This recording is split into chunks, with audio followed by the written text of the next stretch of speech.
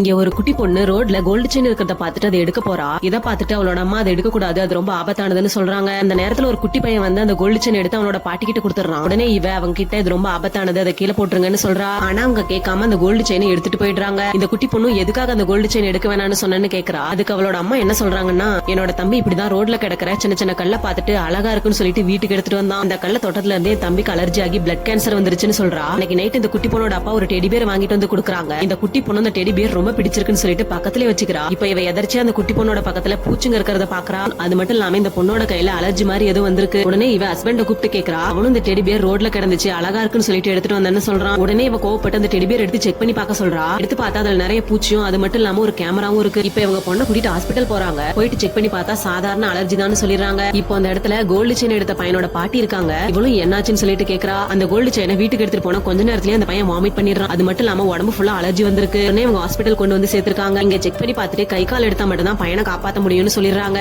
கீழே கிடக்கிற பொருளை நிறைய பேர் எடுப்பாங்கன்னு சொல்லிட்டு வேணும்னே போட்டுட்டு போயிருக்காங்க.